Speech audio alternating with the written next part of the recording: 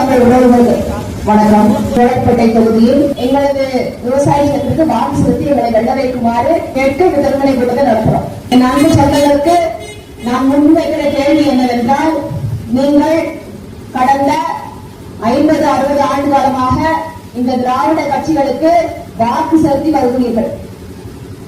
இரட்டை இலை, உதயசூரியன் என்று இந்த திராவிட கட்சிகளுக்கு மாறி மாறி வாக்கு செலுத்துறீங்க. எதற்காக இந்த திராவிட கட்சிகளுக்கு வாக்கு செலுத்துறீங்க? இவர்கள் உங்களுக்கு என்ன நல்லதை செய்தார்கள் என்று நீங்கள் இவர்களுக்கு வாக்கு செலுத்துறீங்க? சிந்திச்சு பாருங்க. இவங்களுக்கு தருகிற இலவசங்களுக்காக நீங்க வாக்கு செலுத்துறீங்களா? ஆனா இந்த மக்களை தற்சார்பு பொருளாதாரத்தை நோக்கி இட்டு செல்லவே கூடாது என்பதற்காக இலவசங்களை மட்டுமே கொடுத்து மக்களை உழைப்பிலிருந்து வெளியேற்ற என்னென்ன செய்ய முடியுமோ அதனை இந்த திராவிட அரசுகள் செய்து கொண்டிருக்கு. சரி, இந்த இலவசங்கள் கொடுக்கிறதுக்கு இந்த திராவிட கட்சிகள் கடந்த 50-60 ஆண்டு காலமாக இவங்க நடத்துற இந்த ஆட்சியில இவங்க வாங்கின கடன் எவ்வளவு, தொகை எவ்வளவு அப்படின்னா 10 லட்சம் கோடி கடன். கடந்த திமுக ஆட்சி இருக்கு பாத்தீங்களா, இந்த 4.5 வருஷ ஆட்சி, இந்த 5 வருஷம் முடிய போகுது. இந்த 5 வருஷ ஆட்சியில மட்டுமே திமுக அரசாங்கம் மட்டுமே 4 லட்சம் கோடி கடன் வாங்கிருக்கு. 4 லட்சம் கோடி ரூபாய் கடன் வாங்கி ஆட்சி நடத்துறாங்க சார். 4 லட்சம் கோடி ரூபாய் கடன். சரி, இந்த 4 லட்சம் கோடி கடனை வாங்கி இந்த திமுக அரசு செய்த ஒரு நலத்திட்டம் என்னன்னு என் மக்கள் சிந்திச்சு பார்க்கணும். இந்த கடனை வாங்கி இப்போ என் தலைமையிலையும் உங்க தலைமையிலையும் 2 லட்சம் ரூபாய் கடன் கொடுக்குது. கடனை சுமத்துவதற்கு இந்த அரசுகளுக்கு யார் அதிகாரம் கொடுத்தது என்பது எனது கேள்வி. எப்படி நீங்க எந்த தலைமையில நீங்க கடனை சுமத்தலாம்? யோசிச்சு பாருங்க. 10 லட்சம் கோடி ரூபாய் கடன், இலவசங்கள், புதுசு புதுசா திட்டங்கள், மக்களை உழைப்பிலிருந்து வெளியேற்றணும், சோம்பேறியா ஆக்கிடணும், மக்களை தங்களை நோக்கி கையேற்ற வைக்கணும் அப்படின்றதுதான் இவங்களோட அரசியல். 60 ஆண்டு கால திராவிட வரலாறு எப்படி இருக்குன்னு பாருங்க. கடைசியில எங்க வந்து நின்றுருக்கா அப்படின்னா இலவசத்திலையும் சாராய பொருளாதாரத்திலையும் வந்து நின்றுருக்கு. நீங்க எல்லாம் பெருமை கொள்ளணும். நீங்க எல்லாம் ஓட்டு போட்ட தேர்ந்தெடுத்த இவர்கள் உங்களை இந்த நிலைமைக்கு வந்து போட்டிருக்காங்க. ஒண்ணு சாராய பொருளாதாரம், இன்னொன்னு இலவச பொருள். இந்த ரெண்டையும் வச்சுதான் இவங்க ஆட்சியை தக்க வச்சுட்டு இருக்காங்க. இவ்வளவுதான் 50,000 கோடி சாராய பொருளாதாரம். சாராயம் விற்கல அப்படின்னா அரசு நடக்கலாம், அரசுக்கு காசு வராமா இவங்க சொல்றாங்க. அரசுக்கு காசு வந்து இந்த அரசு நடக்க வேண்டி போனா என்னங்க? இப்படி ஒரு அரசு தேவையா உங்களுக்கு? இந்த போல ஒரு அரசு உங்களுக்கு தேவையா? சிந்திச்சு பாருங்க. நாட்டு மக்களை குடிக்க வைத்து கொலை செய்கிற இந்த அரசு உங்களுக்கு தேவையா? சிந்திச்சு பார்க்கணும். அணுகுண்டு குண்டு போட்டு கொலை பண்றது மட்டும் இனப்பு படுகொலை இல்லைங்க. அது மட்டும் இனப்பு படுகொலை இல்ல, சாராயம் ஊட்டி கொலை பண்றதும் இனப்படுகொலை தான். தமிழ்நாட்டில் இனப்படுகொலை நடந்து கொண்டிருக்கிறது. அது எப்படி நடக்குதுன்னா சாராயம் ஊட்டி ஊட்டி சாவடிக்கிறாங்க. இப்ப எங்க அண்ணன் சொன்னாரு, எங்க ஆந்திர சொன்னாரு, அவரோட நண்பர்கள் 4 பேர் இறந்து போயிட்டாங்க அப்படின்னு. திரும்ப திரும்ப இந்த சாராயத்தை குடிச்சுக்கிட்டே இருக்காங்க அப்படின்னா கிட்னி லிவர்ல ஒண்ணு காலியாகி செத்து தொலை வேண்டியதான். அப்போ ஒரு அரசு எப்படி செயல்படுது? எந்த நாட்டுக்கு அரசாங்கம் செய்யலாம்? அந்த அரசு தாய் பேர செயல்படணும். தாய்னா என்ன சொல்றா? தன் குழந்தையின் பேரை அறிஞ்சு பாலூட்டி சீராட்டி வளர்ப்பா, அவர்தான் தாய். அந்த தாய் மாதிரி ஒரு அரசு செயல்படணும். ஆனா இந்த அரசு செயல்படுதா? இந்த அரசு செயல்படுதா? இந்த அரசு பேய் போல செயல்படுது. திமுக அதிமுக ஏதாவது மாற்று இருக்கிறாங்க? சிந்திச்சு பாருங்க. நாங்க ஆட்சிக்கு வந்தா சாராய கடையை மூடிடுவோம்னு சொன்னாங்க. ஸ்டாலின் ஐயாவும் அம்மா கனிமொழியும் இவங்க எல்லாம் போராடுறாங்க. ஐயா எடப்பாடியார் ஆட்சி காலத்துல, அதிமுக ஆட்சி காலத்துல திமுக போராடிச்சு. கருப்பு சட்டம் போட்டுக்கிட்டு எல்லாரும் கொடியை தூக்கிக்கிட்டு சாராயத்தை டாஸ்மாக மூடணும் அப்படின்னு போராடினாங்க. தமிழ்நாட்டில் அதிக விதைகள் இருக்கிறாங்க அப்படின்னா அம்மா கனிமொழி அம்மா பேசுறாங்க. அப்ப இதையெல்லாம் பேசிக்கிட்டு போராடிக்கிட்டு நீங்க ஆட்சி வந்தோடனே சாராய கடையோட படிப்படியா நாங்க குறைச்சிடுவோம் சொன்னீங்களே, செஞ்சீங்களா? செஞ்சீங்களா? புதுசு புதுசா பிறந்துட்டு இருக்கீங்க. புதுசு புதுசா சாராய கடைகளை நீங்க தெருக்கள் நேரம் பார்க்கிறீங்க. அதனால சொல்றேன், நீங்க இனப்படுகொலை செய்கிறீர்கள் அப்படின்னு. இப்போ அமைச்சர் அன்பில் சரியா சொல்றாரு, 10,000 அரசு பள்ளிகளை மூட போறாங்களாம். அதுக்கு காரணம் என்ன அப்படின்னா அரசு பள்ளிகளை நடத்துவதற்கு உங்கள்கிட்ட போதிய பொருளாதாரம் இல்லையா? 10,000 அரசு பள்ளிகள். என் அன்பு மக்களே சிந்திச்சு பார்க்கணும். அரசு பள்ளிகளை உங்களுக்கு செயல்படுத்த முடியல அப்படின்னா சாராய திறக்கிறதுல எங்க இருந்து காசு வருது? நீங்க எதை திறந்து எதை மூடணும்? நீங்க சாராய மூடணும், பள்ளிகளை நீங்க சிறப்பாக நடத்தணும். ஆனா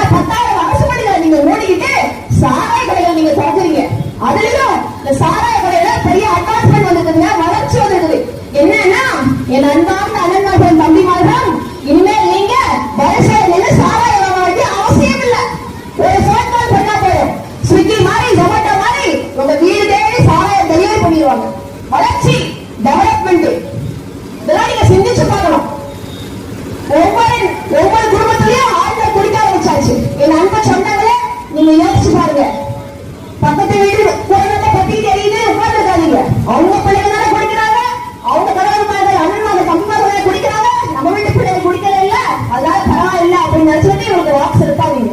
அந்த பக்கத்து வீட்டுல நெருப்பு எரியில நெருப்பு உங்க வீட்டையும் பற்றி பல காத்துறது. இப்படியே போனா தமிழ்நாட்டில் அத்தனை குடும்பங்களில் இருக்கும் ஆண் பிள்ளைகளும் குடிக்க ஆரம்பிச்சுடுவாங்க. சிந்திச்சு பார்க்கணும். நம்ம அணுகுண்டு மேல உட்கார்ந்து உட்கார்ந்துருக்கோம். நீங்க திரும்ப இவங்க கொடுக்குற 1000 2000 வாங்கிட்டு திரும்ப வாக்கு செலுத்துறீங்க அப்படின்னா ரொம்ப கஷ்டம். யாராலையும் உங்களை காப்பாற்ற முடியாது. சிந்திச்சு பார்க்கணும். இந்த சாராய பொருளாதாரத்தை வச்சுக்கிட்டு இவங்க ஆட்சி நடத்துறாங்க. மேலும் இலவச வழி கொடுத்து மக்களை ஏமாத்துறாங்க. அம்மா நான் உனக்கு கேட்கிறேன், இந்த காலங்கள்ல உனக்கு தெரியும், ஒரு பையன் சரிங்களா, படிச்ச பையனா இருக்கலாம் படிக்காதவா இருக்கலாம், அவங்களுக்கு குடிப்பழக்கம் வந்துருச்சு. குடிக்கிறான் வேலைக்கு போறதுல கடன் வாங்கி முன்னாடி கடமா சுத்தணும். கடன் வாங்க குடிக்கிறான் கடன் வாங்குறான். இப்படிப்பட்ட ஒரு ஆண்மகனுக்கு எங்க பெண்ணை கட்டி கொடுப்பீங்களா? யோசிச்சு பாருங்க. என்ன சொல்லுவீங்க? அவன் குடிக்கிறான் கடன் வாங்கி அடிக்கிறான், அவனுக்கு எல்லாம் பெண்ணை கட்டி கொடுத்தா உருப்படமா அப்படின்னு கேட்பீங்க. ஆனா இந்த அரசு தான் செய்யுது. யோசிச்சு பாருங்க, இந்த அரசு தான் செய்யுது. ஒண்ணு குடிக்க வைக்குது, இன்னொன்னு இலவசங்களை கொடுக்குது. கடன் வாங்கி அவசரப்படுது, குடிக்க வைக்குது, கடன் வாங்கி அவசரப்படுது.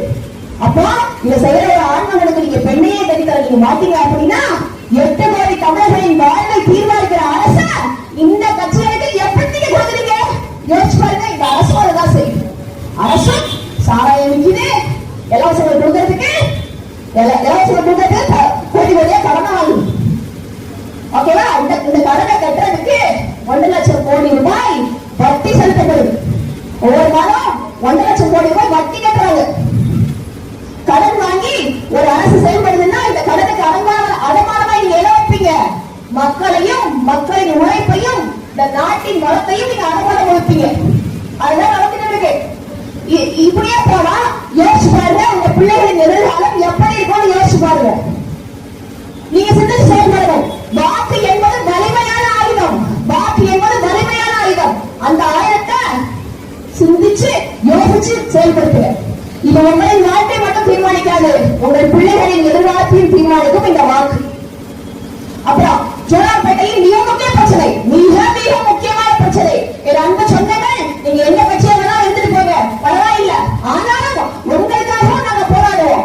40 கட்சி பிள்ளைகள் எல்லா கட்சிகளுக்காகவும் நாங்க போராடுவோம். ஏன்னா நீங்க எங்க இனச்சந்தங்கள், உங்களை அப்படி விட்டுட்டு போக முடியாது எங்களால. ஏன்னா நாங்க கலைஞரை பார்த்தோம், அல்லது ஐயா கலைஞரை பார்த்தோம், அம்மா ஜெயலலிதாவை பார்த்தோம். நாங்கள் அரசுக்கு வரவில்லை. நாங்கள் இன விடுதலை கருத்தில் தன் குடும்பத்திலே வெளியிட்ட மேலகுரை பிரபாகரன் அவர்களை பார்த்து அரசியல் வந்த பிள்ளைகள். எங்கள் அண்ணன் செந்தமிழ் சீமான் அவர்கள் 15 ஆண்டுகளாக திரைச்சலவா கத்தி மக்களுக்கு விழிப்புணர்வை ஏற்படுத்தி இன்னைக்கு 34 லட்சம் மக்கள் எங்களுக்கு வாக்கு செலுத்திட்டாங்க. மாற்றம் என்பது நிகழ்ந்து கொண்டே இருக்குது. என் அன்பு மக்களே, நீங்க உணர்ந்து கொள்ளுங்க. எங்களை திரும்பி பாருங்க, எங்களை உச்சி நோக்குங்கள். நாங்கள் பேசுகிற அரசியலை உச்சி நோக்குங்கள். இந்த பிள்ளைகள் மாறி உங்களுக்காக எதிர்காலத்துல யாரும் நிக்க மாட்டாங்க. இனிமேல் ஒரு செந்தமிழ் சீமான் பிறந்து வர முடியாது. அதுபோல எங்க அண்ணன் உழைச்சிட்டார், அவ்வளவு உழைச்சிட்டார், விதைகளை போட்டார். அந்த விதைகள் எல்லாமே விளைந்து நிக்குது. இன்னைக்கு ஒரு சீமான் இல்ல, 1000 சீமான் வந்துட்டாங்க, லட்சம் சீமான் வந்துட்டாங்க. உங்களோட பருப்பு இங்க வேகாதுங்க ஐயா, வேகாது. நாங்கள் செயல்படுத்துவோம், நாங்கள் நெறிப்படுத்துவோம், நாங்கள் முறைப்படுத்துவோம். நாங்கள் பிரபாகரன் அவர்கள் கண்ட கனவை செயல்படுத்துவோம். எங்கள் நாட்டை, தமிழ்நாட்டை சொர்க்கமுறையாக மாற்றுவோம், உறுதியாக செய்வோம். ஏன்னா நாங்கள் என் மக்களையும் மண்ணையும் நேசிக்கிற பிள்ளைகள். அதனாலதான் 15 ஆண்டுகாலமாக எந்த கட்சியோட கூட்டணி இல்லாமல் தனிச்சு நிக்கிறோம். 1% 2% கட்சி எல்லாம் கூட்டணி வச்சுட்டாங்க. 200 கோடி ரூபாய் 300 கோடி ரூபாய் வாங்கிட்டு மக்களை அடமானம் வச்சிருந்து கூட்டணி வச்சாச்சு. அவங்களுக்கு நோட்டும் சீட்டுகளை தவிர மக்களின் நல்வாழ்க்கை அல்ல. அதை மக்கள் உணர்ந்து கொள்ளணும். நாங்கள் கடந்த பாராளுமன்ற தேர்தலில் 8.2 வாக்கு வாங்கி பதவியை வாங்கி தமிழ்நாட்டின் 3வது பெரிய கட்சியாக அங்கீகாரம் வாங்கியிருக்கோம். நாங்கள் இப்போது அங்கீகாரம் பெற்ற 3வது பெரிய கட்சி. நீங்க சொல்ற அதிமுக திமுகவை தாண்டி நாங்கள் இன்றைக்கு 3வது பெரிய கட்சியாக வாழ்ந்திருக்கிறோம். ஆனா நான் சொல்றேன், நாங்க தான் தமிழ்நாட்டின் முதல் பெரிய கட்சி. ஏன்னா கூட்டணி இல்லாமல் எந்த நோட்டுக்கும் சீட்டுக்கும் விலை போகாமல் கூட்டணி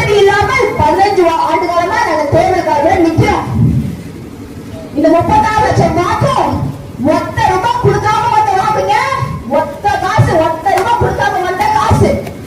மாணவர்கள் எங்களை தேடி தேடி வாக்குறாங்க. பாராளுமன்ற தேர்தலையே 30,000 லட்சம் பேர் வாக்குறாங்கன்னா இந்த தேர்தல்ல அது ரெட்டி பாகம்.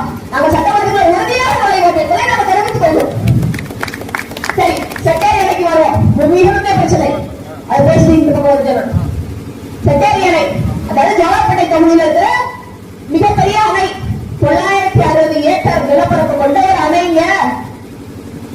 அப்போ இந்த செக்ரட்டேரியனையில தண்ணி கொண்டு வரணும்.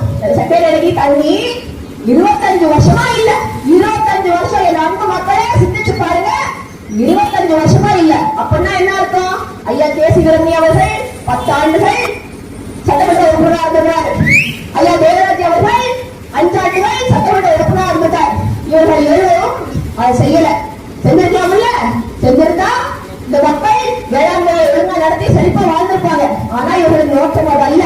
என் அன்பு மக்களே, இவர்கள் நோக்கம் அது அல்ல. இந்த சட்டம் இந்த ஆட்சியாளர்கள் நல்லவர்களாக கூட இருக்கலாம். ஆனா இவங்க நினைச்சதை அவங்க செய்ய முடியாது. ஏன் அப்படின்னா அவங்க ஏற்றுக்கொண்ட தலைமையும் தத்துவமும், அவங்க ஏற்றுக்கொண்ட தலைமைகள் ஊழலையும் லஞ்சத்தையும் துளைத்த தலைமைகள். அதனால இவங்க நினைச்சாலுமே இவங்களால செய்ய முடியாது. ஊழலையும் லஞ்சத்திலையும் துளைத்த தலைமைகளை வச்சுக்கொண்டு இவங்க எப்படி வேலை செய்ய முடியும்? செய்ய முடியாது. தலைவர் எப்படியோ தொண்ட கபலி. ஆனா நீங்க நாட்டுல கட்சி பிள்ளைகளை பாருங்க. சத்தியத்தின் மகன் சந்திர சீமானந்தன், சத்தியத்தின் மகன், அவன் வழிவந்த பிள்ளைகள் நாங்கள் உறுதியாக செயல்படுவோம். வேட்டுக்கு சீட்டுக்கு விலை போகாம உறுதியா செயல்படுவோம். அப்ப இந்த செக்ரட்டேரியனுக்கு 25 வருஷமா தண்ணி வரல. இந்த மக்களும் சரி, விவசாய சங்கங்கள் கூப்பாடு போடுறாங்க. ஐயா எங்களுக்கு தண்ணி இல்லாம வேளாண்மை பண்ண முடியல அப்படின்னு கூப்பாடு போடுறாங்க. அந்த விவசாய சங்கங்கள் என்ன சொல்லுது? செக்ரட்டேரியனுக்கு தென்பெண்ணை பராமரிப்பு இணைப்பு மூலமா தண்ணி கொண்டு வாங்க அப்படின்னு சொல்றாங்க. மேலும் அந்த அணைக்கு எப்படி தண்ணி கொண்டு வரலாம் அப்படின்னு சொல்றாங்க. கேளுங்க. ரிசர்வ் காடுகள் வழியாக நீங்க தண்ணி கொண்டு வரலாம். ஐயா நீங்க வேளாண் நிலத்துல கையகப்படுத்த அவசியம் இல்ல. ரிசர்வ் காடுகள் வழியாக நீங்க தண்ணி கொண்டு வரலாம். அந்த மாதிரி தண்ணி கொண்டு வந்து செக்ரட்டேரியனுக்கு சேருங்கன்னு 25 வருஷமா பண்றாங்க. இருந்தும் அதை செயல்படுத்தல. ஆனா இந்த அரசு என்ன சொல்லுது? நெடுங்கல் பாராட்டு நாங்க இணைக்கிறோம் சொல்லுங்க. நெடுங்கல்ல இருந்து பாராட்டு எடுக்கிறாங்களாமா. ஆனா இந்த நெடுங்கல் பாராட்டு இணைப்பு என்பது நீங்கள் விவசாய நிலைகளின் வழியாக தண்ணீர் எடுத்துட்டு வரணும். ஆனா நாங்க சொல்ற இந்த வழி ரிசர்வ் காடுகள் வழியாக எடுத்து வரணும் அப்படின்னா நீங்க விவசாய நிலங்களை தொட வேண்டியது கிடையாது. விவசாய நிலங்களை தொடாமையே நீங்க புலிவழி பாதையில தானாக நீர்வழி வரக்கூடிய பாதையின் வழியா ரிசர்வ் காடுகள் வழியாக நீங்க தண்ணியை எடுத்துட்டு வர முடியும். அதை நீங்க பார்க்கணும்ல. ஆனா இவங்க செய்ய மாட்டாங்க. இப்ப என்ன சொல்றாங்க அப்படின்னா வேளாண் மேல்நிலங்களை மக்கள் கொடுக்க மாட்டேன்றாங்க. மக்கள் தரல, அதனால அந்த திட்டம் வந்து நின்று போச்சு. எங்களால தண்ணி எடுத்து வர முடியல அப்படின்னு ஒரு சாக்கு சொல்லி இன்னமும் தண்ணி கொண்டு வரல. 25 வருஷம் ஆயிடுச்சு இல்லையா? 25 வருஷம் ஆயிடுச்சு. இப்போ இதுல மிக முக்கியமான விஷயம் என்ன அப்படின்னா, நான் கடந்த மாதம் செக்ரட்டேரியனுக்கு சென்று பார்த்தேன். செக்ரட்டேரியனை 960 ஏக்கர் கொண்ட பரப்பளவு கொண்ட அணை சுருங்கிக்கிட்டே வருது. உள்ள ஆக்கிரமிப்புகள் நடக்குது. உள்ள மணல் அள்ளி விற்கிறாங்க. ஊரதுக்கு அப்புறம் லாரியாலே மணல் அள்ளி விற்கிறாங்க. அந்த அணை ஒண்ணுமில்ல போயிட்டு இருக்குது.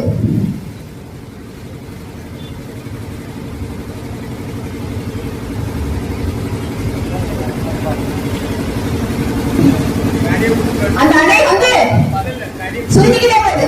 இன்னொரு முகமின் மிக முக்கிய குறிப்பு பார்த்துங்கள். என் அன்பு சொந்தங்களே பார்த்துங்க. என்ன அப்படின்னா அரசு அதிகாரிகள் தங்களின் கோப்புகள்ல இந்த சட்டை அணை என்பது இரிகேஷன் டேங்க் மென்ஷன் பண்றாங்க. ஐயா இரிகேஷன் டேங்க் என்றால் நீர்த்தேக்க தொட்டி. அது அணைங்க. அது அணை 1000 ஏக்கர் பரப்பளவு கொண்ட அணை. அந்த அணையை எப்படி நீங்க நீர்த்தேக்க தொட்டின்னு சொல்லுவீங்க? அப்பா அந்த அணைய பராமரிக்கிறதுக்கு குடிமராமத்து பணிகளுக்கு ஒதுக்க வேண்டிய நிதி கம்மியா போயிடும். மீதி நிதி இவங்க ஒதுக்கிக்கிறோம். அதுக்காக இவங்க அது நீர்த்தேக்க தொட்டி வச்சிருக்காங்க. அது அணையில இவங்க ஒப்பந்தா அணையில இருக்கிற மண்ணல் இடிக்க முடியாது. தண்ணி கொண்டு வர வேண்டிய சூழ்நிலை ஏற்படும். அதனால இப்போதைக்கு அதை அவங்க நீர்த்தேக்க தொட்டின்னு மென்ஷன் பண்றாங்க அரசு கோப்புகள்ல. சிந்திச்சு பார்க்கணும். மக்கள் சிந்திச்சு பார்க்கணும். இல்ல அப்படின்னா நீங்க தொடர்ச்சியா ஏமாற்றப்படுவீர்கள். இப்போ அந்த அணையில இருந்து மண்ணல் இடிக்கிறாங்க.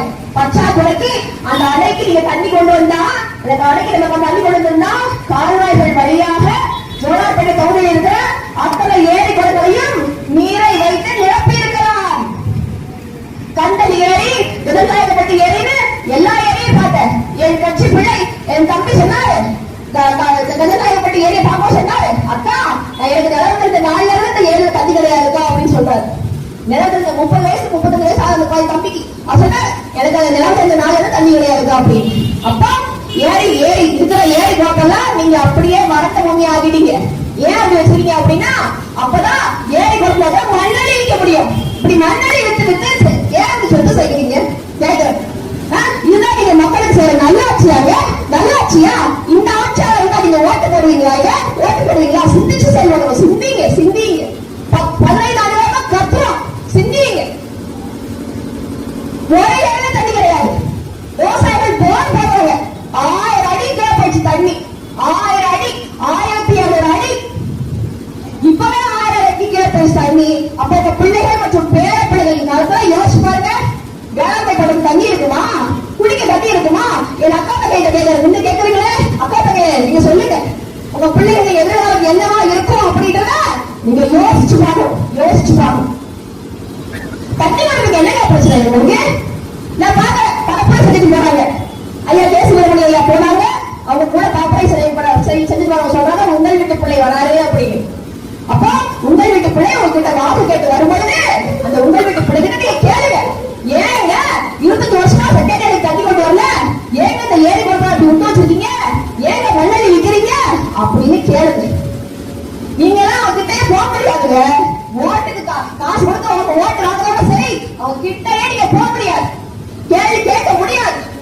எப்ப நம்ம ஓட்டுக்கு காசு வாங்கணுமோ அப்பவே கேள்வி கேட்கிற தகுதியை நம்ம இழந்து விட்டோம். அதுக்காக அடிக்கிற கொள்ளையில உங்களுக்கு சிறு பங்கு கொடுக்குறாங்க. பங்கு கொள்ளையடிச்ச படத்துல பங்கு. ஏன் அப்படின்னா நீங்க வாய் திறந்து கேள்வி கேட்க கூடாது அப்படிங்கிறதுக்காக கொள்ளையடிச்ச பங்கு, கொள்ளையடிச்ச சொத்துல பங்கு வருது. இப்படியே நம்ம காசு வாங்கிட்டு ஓட்டு போட்டுட்டே இருந்தோம் அப்படின்னா நம்ம தலைவர்களே நம்ம மண்ணவாரி போட்டுக்கிறோம்னு அர்த்தம். எத்தனை மண்ணவாரி போடுவீங்க சொல்லுங்க? சரி, காசு வாங்கிட்டு ஓட்டு போடுற நீங்க உங்க தலையில நீங்க மண்ணவாரி போட்டுட்டீங்க.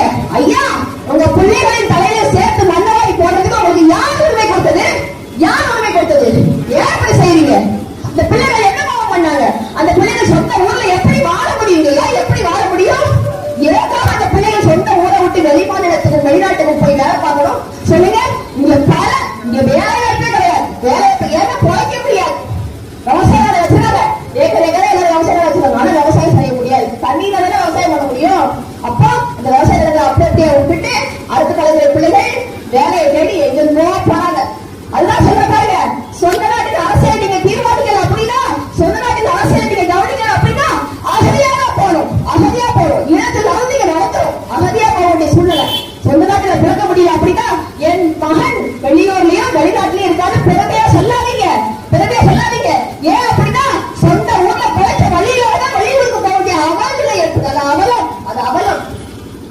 அப்பா அம்மாவை அனாதையா விட்டு போற மாதிரி அந்த பிள்ளைகள் போறாங்க. என்ன தலைவர் அந்த பிள்ளைகளுக்கு அப்படி போகணும்னு அப்ப நீங்க ஊரை அப்படி ஆக்கி வச்சுட்டீங்க. அடுத்த தலைமுறை நீங்க வாழவே முடியாத அளவுக்கு அந்த நிலத்தை நீங்க நாசம் பண்ணி வச்சிருக்கீங்க. மக்கள் சிந்திக்கலாம், சிந்திச்சு செலுத்துங்க. குடிகளி கோரச்சும் மாநில மன்னன் அடித்தளி நிற்கும் உலகு. அதாவது குடிகளின் வாழ்க்கையை மேலேற்றக்கூடிய அளவுக்கு ஒரு மன்னன் உழைச்சாதான் அந்த மன்னனை மக்கள் தெய்வத்துக்கு சமமா பார்ப்பாங்க. ஆனா இங்க அப்படி பண்றாங்களா? இங்க அப்படி இருக்காங்களா? யோசிச்சாங்க. யார் உங்களுக்கு உண்மையும் நேர்மையுமாக பக்கம் நிற்கிறாங்களோ அவங்கள பாருங்க, அவங்களுக்கு வாக்கு செலுத்துங்க. நாங்க பேசுற அரசியலை கவனிங்க, உற்று நோக்குங்க. அரசியல் என்பது அனைத்து உயிர்களுக்கான தேவையும் அதை நிறைவு செய்யற தேவையுமாகும். அப்படின்னா அரசியல் என்பது மிக மிக முக்கியம். உங்களுக்கு மட்டுமில்ல, இங்க வாழ்ற அனைத்து உயிர்களுக்கும் அரசியல் தேவை. சுயநலம் வாழ முடியாது. இப்ப பாத்தீங்கன்னா மாணவர்கள், மீனவர்கள், மருத்துவர்கள், ஆசிரியர்கள், மாற்றுத்திறனாளிகள் வரைக்கும் போராடுறாங்க. அனைவரும் போராடுறாங்க.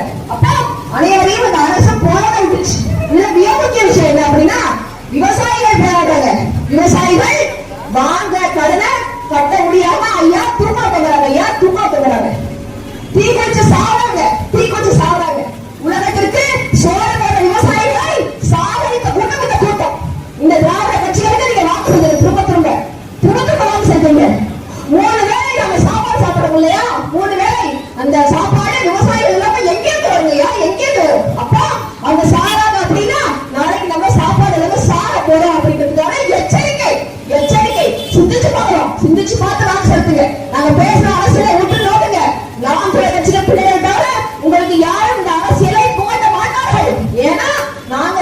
உங்களது நல் வாழ்விற்காக நிக்கிற ஒரே கட்சி 15 வருஷமா நிக்கிறோம். 15 வருஷமா விலை போகாம நிக்கிறோம். இன்னும் நிற்போம்.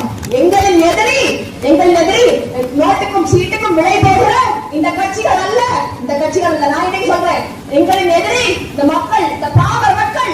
அவர்கள்ட்ட இருக்கிற அறியாமை தான் எங்களின் எதிரி. இந்த பாமர மக்கள்கிட்ட இருக்கிற அறியாமை தான் எங்களுக்கு எதிரி. அந்த அறியாமை தான் அவர்களுக்கு மோதனம். அதே அறியாமை தான் எங்களுக்கு எதிரி. நாங்க இந்த அறியாமையை துடை தெரிகிறோம். இந்த அறியாமையை நாங்கள் துடைச்சி எடுத்துக்கிட்டே வரோம். ஊருவரா பேசுவோம், வீடு விடாம பேசுவோம். என் பிள்ளைகள் நாயா பேய உழைக்கிறாங்க. நாங்க இன்னமும் உழைப்போம். கிடைக்கிறத சாப்பிட்டு கிடைக்கிறத குடிச்சிட்டு நாங்க இன்னமும் உழைப்போம். மக்களுக்காக நிற்போம். ஏன்னா என் தமிழ் சொந்தங்களையும் என் தமிழ்நாட்டையும் அகதியா பார்க்கறதுக்கு எங்களுக்கு தெம்பு கிடையாது. நாங்க பார்க்க முடியாது. எங்களால அப்படி பார்க்க முடியாது. நாங்கள் அதனால உங்கள் நல்வாழ்க்கையை உறுதி செய்ய நாங்கள் உறுதியாக வாக்களிப்போம். சரி, இப்ப மிக இன்னொரு பிரச்சனை என்னன்னா சாராயம் தெருவுக்கு 4 காசா இருக்குங்க. இப்ப பாருங்க, அதை சொல்றேன், அட்வான்ஸ்மெண்ட் கால் பண்ணா வீட்டுக்கே வந்துடும். குடிச்சுக்கோ படுத்துக்கோன்ற மாதிரி குடிச்சுக்கிட்டு அண்ணன் படுத்து தூக்கிடலாம். வேலை வெட்டிக்கா போகவே வேண்டாம். நீ வேலை வெட்டிக்கு போனாதானே நீங்க உங்க குடும்பத்தை காப்பாத்துறோம், அந்த கஷ்டம் இருக்கு உங்களுக்கு அப்படின்னு சொல்லிட்டு வீட்டுல டெலிவரி பண்ணிடுவாங்க. இப்ப என்ன சொன்ன மாதிரி குடிச்சு இந்த ஆண்கள் எல்லாம் இறந்து போறாங்க. ஒரு தங்கச்சி நான் பரப்புரை போகும்போது எனக்கு சொன்னாங்க, அவங்க 2 அண்ணன்மார்கள், நான் எல்லாருக்குமே சொல்றேன், ஏன்னா எல்லாருக்கும் தெரியணும், மிக முக்கிய பிரச்சனை. அவங்க 2 அண்ணன்மார்கள், அந்த 2 அண்ணன்மார்களும் ஒழுங்கா படிச்சுக்கிட்டு வேலைக்கு போயிட்டு இருந்த பிள்ளைகள். அவங்க இன்னைக்கு குடிப்பழக்கத்துக்கு அடிமையாகி இப்ப வேலைக்கு போறதில்ல. அவங்க அவங்க பிள்ளைகளையும் மனைவியையும் தெருவில் விட்டாங்க. சரிங்களா? அந்த 2 அண்ணன்மார்களுக்கும் 3 பிள்ளைகள், ஏன்னா 6 பிள்ளைகள் இருந்தாங்க. இந்த 6 பிள்ளைகளின் வாழ்க்கையும் இன்னைக்கு கேள்விக்குறி ஆயிடுச்சு. இது போல தமிழகம் எங்கும் பல குடும்பங்களை கொள்ளி வச்சாங்க இந்த திராவிட கட்சிகள். தமிழகம் எங்கும் இருக்கும் குடும்பங்களை கொள்ளி வச்சு ஆட்சி நடத்துறாங்க. அதுல இருந்து அந்த காசு தான் இந்த காசு. அந்த காசை வாங்கிட்டு நீங்க உழைத்து போட்டீங்க அப்படின்னா, நான் சொல்றேன், அவங்க செய்யற இந்த அட்டூழியத்துக்கெல்லாம் நம்மளும் துணை போகிறோம் அப்படின்றது அர்த்தம். அவங்க செய்யற இந்த பாவத்துக்கெல்லாம் நம்மளுக்கும் பங்கு இருக்கிறது அர்த்தம். யோசிச்சு பாருங்க, நம்ம வாக்கெல்லாம் அவங்க இதெல்லாம் நம்ம போடுற ஓட்டுலதான் எல்லாத்தையும் செய்யறாங்க. அப்போ நீங்க சிந்திச்சு பார்த்து செயல்படணும். வாக்கு கேட்டு வரக்கூடிய அம்மையார் கவிய தண்டமணியா இருக்கட்டும், ஐயா கேசி வீரமணியா இருக்கட்டும், அவங்கள்ட்ட கேளுங்க, ஏன் நீங்க டாஸ்மாக் விடல அப்படின்னு கேளுங்க. ஆட்சிக்கு வந்தா, திமுக ஆட்சிக்கு வந்தா மூடிடுவோம்னு சொன்னீங்களே, எடப்பாடியார் ஆட்சிக்கு வந்த மாதிரி அவரும் மூடிடுவார்னு சொன்னாங்களே, ஏன் மூடல? எங்க குடும்பங்கள்ல நாசமா போய்கிட்டு இருக்கு, இவங்க கண்ணுக்கு தெரியலையா அப்படின்னு நீங்க அவங்கள்ட்ட கேளுங்க. அப்புறம் இந்த பரம்பரை அதிமுக அன்பர்கள் அவங்க கேட்க, பரம்பரை அதிமுக உங்கள்ட்ட நான் கேட்கிறேன், ஐயா நீங்க போட்ட ஓட்டு என்ன பண்ணிருக்கு தெரியுமா? இனிமேல் உங்க பரம்பரை வரக்கூடிய அடுத்த தலைமுறை பிள்ளைகள் இந்த நேரத்துல வாழ முடியாத சூழ்நிலை ஏற்படுத்திருக்கீங்க. நீங்க போட்ட ஓட்ட அதான் பண்ணிருக்கு. இனிமேலும் நீங்க பரம்பரை சொல்லி இருந்தீங்கன்னா ரொம்ப கஷ்டம். சிந்திச்சு வாக்குறதுக்கு. அப்புறம் கல்வி வாரியா இருக்குது. யோசிச்சு பாருங்க, அரசு நடத்துற பள்ளிக்கூடங்கள் எப்படி இருக்குது? அரசு நடத்துற பள்ளிக்கூடங்கள் எப்படி இருக்குது? மத்திய உணவு போடுற பிள்ளைங்களுக்கு அந்த மத்திய உணவை சாப்பிட்டு காந்தி மைதான பிள்ளைகள் ஆஸ்பத்திரி அட்மிட் ஆயிருக்காங்க. அத்தனை பிள்ளைகளும் தமிழ்நாடு எங்களுக்கு நடக்குது. இது ஏன் நடக்குது? பொறுப்பற்ற அரசு. 10,000 அரசு பள்ளிகளை மூலம் பார்க்கலாம். டாஸ்மாக் ஒரு காசு இருக்குது, பேராசம் வைக்கிறோம், அதுக்கு ஒரு காசு இருக்குது. ஆனா அரசு பள்ளிகளை தலைமை நடத்துக்கு ஒரு காசு இல்லையாங்க. ஏன் இப்படி பண்றீங்க? அரசு பள்ளிகளை ஏன் இப்படி வச்சிருக்கீங்க? சமூகநீதி பேசுவாங்க. ஏன் சமூகநீதி பேசுவாங்க? இந்த சமூகநீதி பேசுற கட்சிகள் தான் ஏழைக்கு ஒரு கல்வி, பணக்காரனுக்கு ஒரு கல்வி வச்சிருக்கு. ஏழைக்கு ஒரு கல்வி, பணக்காரனுக்கு ஒரு கல்வி. சமூகநீதி பேசுற நீங்க சமூகநீதினா என்னங்க? சமமா கொடுக்கணும். கல்வியையும் மருத்துவத்தையும் குடிநீர் எதெல்லாம் சேவையோ, நான் சொல்றேன் பாருங்க, குடிநீர் அனைத்து உயிர்களுக்குமான தேவை. அந்த குடிநீரை நீங்க தரமா இலவசமா கொடுக்கணும். மருத்துவம் அனைத்து மக்களுக்குமான தேவை. அந்த தேவையை நீங்க தரமா இலவசமா சமமா கொடுக்கணும். கல்வி அதுவும் அனைத்து பிள்ளைகளின் உரிமை. அதையும் நீங்க தரமா இலவசமா சமமா கொடுக்கணும். அந்த சேவையெல்லாம் நீங்க தரமா செய்றீங்களா? ஐயா அரசு வச்சிருக்கீங்க, திமுக அன்பர்களே, நீங்க எல்லாம் தரமா செய்றீங்களா? இந்த அரசு செய்யுதா? திமுக அரசும் சரி, அதிமுக அரசும் சரி, ரெண்டு வெவ்வேறு கிடையாது. எந்த கட்சி ஆட்சி வந்தாலும் காசு பார்த்திருக்கோம். எந்த கட்சி ஆட்சி வந்தாலும் பள்ளிகளை மூடுவோம் சொல்லுவாங்க, பள்ளிகளை தரமா வைக்க மாட்டாங்க. எந்த கட்சி ஆட்சிக்கு வந்தாலும் அரசு மருத்துவமனைகள் நாளை பயனா இருக்கும். அப்போ இந்த ரெண்டு பேரும் மாற்று கிடையாது. இந்த ரெண்டு பேரும் பெருத்த ஏமாற்று. சிந்திச்சு வாக்களிங்க. உங்களுக்கு இருக்க கடைசி வாய்ப்பு. நாம் பிற கட்சி பிள்ளைகள் தான்.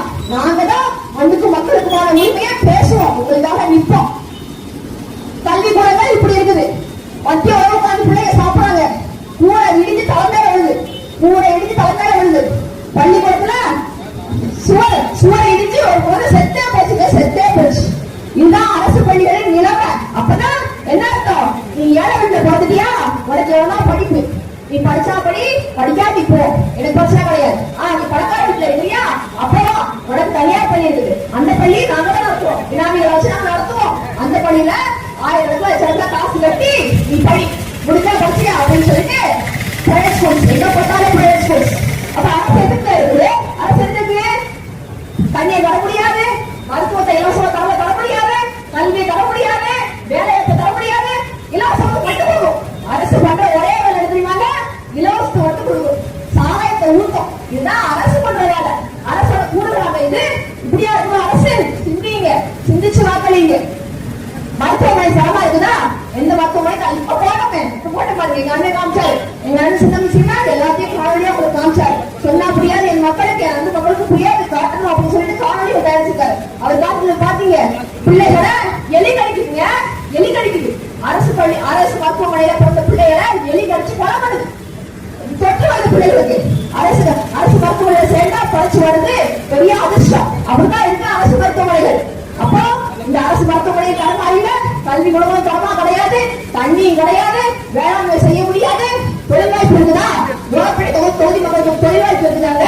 தொழில் இருக்கிற யோசிச்சு பாருங்க. பிள்ளைகள், படிச்ச பிள்ளைகள் வெளியூருக்கு போய் வேலை செய்யறாங்க. எங்கேயும் வெளிநாட்டுக்கு எத்தனையோ பிள்ளைகள் வெளிநாட்டுல போயிட்டு கட்டிட வேலை செய்யறாங்க. கட்டிட வேலை. ஒரு தம்பி ஜேசிபி ஓட்டுறாரு, ஒரு தம்பி பேக்கர்ல வேலை செய்யறாரு. படிச்ச பிள்ளைங்களோட நிலைமை யோசிச்சு பாருங்க. சொந்த ஊர்ல ஏன் பிழைக்க முடியலன்னா நீங்க தேர்ந்தெடுத்த ஆட்சியாளர்கள் அப்படிப்பட்டவர்கள். அதனால உங்க சொந்த ஊர்ல பரம்பரையா வாக்கு போட்டீங்க பாத்தீங்களா? பரம்பரையா திமுக அப்படி போட்ட வாக்குகள் என்ன பண்ணிருக்குன்னா உங்க பிள்ளைகளையே இங்க வாழ முடியாத அளவுக்கு ஆக்கிட்டு. அப்போ நீங்க இந்த பிரச்சனையெல்லாம் மனசுல வச்சுட்டு நீங்க இந்த முறை நான் சொல்றேன், எங்க அன்பு மக்களே, உங்களுக்கு கடைசி வாய்ப்பு. எங்கள் அண்ணன் செந்தமிழ் சீமான் அவர்கள் 15 வருஷமா கத்துறாரு. அவர் கூட நாங்களும் தொழிலுக்கு துணையாக நாங்களும் நிக்கிறோம். 15 வருஷமா நாங்க நிக்கிறோம். அப்போ நாங்க பேசுற அரசியலை கூர்ந்து கவனிங்க. அரசியல் இல்லாமல் எதுவும் இல்லை. அரசியல் என்பது அனைத்து உயிர்களுக்குமான தேவை. பிறப்பிலிருந்து இறப்பு வரை அனைத்தையும் தீர்மானிப்பது அரசியலை விட்டு நீங்க விலகி நின்றால் நீங்கள் யாரை அனுமதிக்கிறீர்களோ அவர்களின் ஆட்சியில் தீர்வுகள் நான் வேணும். யோசிச்சு பாருங்க. அப்படிதான் நடக்குது. அப்போ நீங்க சிந்திச்சு இந்த முறை உங்களுக்கு கடைசி வாய்ப்பான விவசாய சின்னத்துல வாக்கு செலுத்துங்க. நாம் பிற கட்சியின் சின்னம் விவசாய சின்னம். வாக்கு எந்திரத்துல எண் 2 இருக்கும். விவசாய சின்னத்துக்கு வாக்கு செலுத்துங்க. உங்களுக்கு பெருமை மிக்க வாழ்வியை நாங்கள் உறுதி செய்வோம். நாங்கள் கல்வியை தரமாக கொடுப்போம், மருத்துவத்தை தரமாக இலவசமாக அனைவரும் கொடுப்போம். அதுதான் அரசு. அதன் அரசு குடிநீரை அனைவருக்கும் தரமாக இலவசமாக கொடுப்போம். கல்வியை மருத்துவத்தை இலவசமாக கொடுப்போம். தொழில் வாய்ப்பை நாங்கள் ஏற்படுத்துவோம். நிலமும் வளமும் சார்ந்த தொழிற்சாலை நாங்கள் ஏற்படுத்துவோம். அப்படி என்றால் என்ன? வாழப்பேட்டை என்பது பொன்விளைய பூமி இப்படி வளர்ச்சி வச்சுக்காங்க. எல்லாம் விளையுதுன்றாங்க. எல்லாமே விளையும் போது எது எங்க விளையுதோ அது பக்கத்துல அதுக்கான தொழிற்சாலை நாங்கள் ஏற்படுத்துவோம். கரும்பு விளைஞ்சா கரும்பு பொருட்கள் தயாரிக்கிற தொழிற்சாலை, சரிங்களா? அதுல தக்காளி விளைஞ்சா தக்காளியில இருந்து ஜாம் கூழ்ந்து எதாவது தயாரிக்க முடியுமோ அப்படியும் உண்டான தொழிற்சாலை அது பக்கத்துல அமைப்போம். அதே போல எது சிறப்பா வளையுதோ அந்த தொழிற்சாலை பக்கத்துல அமைச்சு இந்த மக்களுக்கு உள்ளூர்லயே வேலை வாய்ப்பு நாங்கள் ஏற்படுத்தி கொடுப்போம். அதுதான் தற்சார்பு பொருளாதாரம். தன்னோட உழைப்பிலேயே வாழ முடியும். அதுதான் தற்சார்பு பொருளாதாரம். இங்க விவசாயிகள் விளைய வைக்கிற பொருட்களை சேமிக்கிறதுக்கு சேமிப்பு கிடைக்கிறதுக்காக சேமிப்பு கிடைக்கிறதுக்குதா யோசிச்சு பாருங்க. அவங்க விளைய வைக்கிற நெல் மூட்டைகளை இந்த அரசு சேமிச்சு வைக்கிறதுக்கு ஒரு கொள்முதல் நிலையை கூட கிடையாது. அந்த நெல்லை அப்படியே ரோட்ல போட்டு வெயிலே மழையில இந்த நெல்லு காய்ச்சி புழு புழுத்து நாசமா போகுது. அந்த அந்த மனிதன் உழைப்பை வீணடிக்கிறது இந்த அரசு. மதிப்பு இருக்குதா? உழைப்புக்கு மதிப்பு அவங்களுக்கு தெரியுமாங்க? எப்படி தெரியும்? எப்படி தெரியும்? சாராயத்துக்கு போயிட்டு எப்படிங்க தெரியும்? உழைப்புக்கு அருமை எப்படி தெரியும்? கொள்முதல் நிலையங்கள் கிடையாது, குளிர்பால கிழங்குகள் கிடையாது. அப்பனா விவசாயிகள் தாங்கள் விளைவிக்கிற பொருட்களை தாங்கள் விளை வச்சு விற்க முடியாத நிலைமைக்கு தள்ளப்படுவாங்க. அப்ப அரசு கொள்முதல் நிலையங்களையும் குளிர்பத கிழங்குகளையும் அமைச்சா அந்த வேளாண் பெருங்குடி மக்கள் சிறப்பா வாழ முடியும். அதை நாம் ஒரு கட்சி உறுதி செய்யும். அனைவருக்கும் படிக்காத அனைவருக்கும் அரசு வேலையை நாம் ஒழிச்சு கொடுக்கும். இல்லை படிக்காதவரை இல்லை என்ற நிலைமையை நாம் கட்சி உருவாக்கும். நாம கட்சி இன்னைக்கு நாங்க பேச அரசியலை நீங்க புறக்கணிக்கலாம். ஆனா ஒரு நாள் எங்களை தேடி நீங்க வாக்கு செலுத்துவீங்க. அந்த நாள் வேணும். எங்களை தேடி நீங்க வாக்கு செலுத்தி எங்களை வெளியே வைக்கிற நாள் விரைவில் வரும். அது வரைக்கும் நாங்கள் மனம் தருவாமல் இந்த காலத்தில் நாங்கள் நிற்போம். மக்களுக்காக நாங்கள் நிற்போம். நீங்க எங்களை தேடி வாக்கு செலுத்துவீங்க. நாங்க வெளியே சட்டமன்றத்துல போவோம். நாங்கள் நினைக்கிற சொர்க்கபடியாக எங்கள் தமிழ்நாட்டை நாங்கள் மாற்றி அமைப்போம். விவசாயத்துக்கு வாக்கு செலுத்துங்க. வளமை மிக்க வாழ்க்கையை நாங்கள் உங்களுக்கு உறுதி செய்வோம். தமிழ்தாய் வாழ்க, தலைவர் பிரபாகரன் வாழ்க. நாம் தமிழர். இலவசம் பெற வேண்டிய நிலையில் இல்லாத மக்களின் வாழ்க்கை தரத்தை உயர்த்த நமது சின்னம் விவசாயி. போட்டு பாருங்க ஓட்ட, அப்புறம் பாருங்க நாட்ட.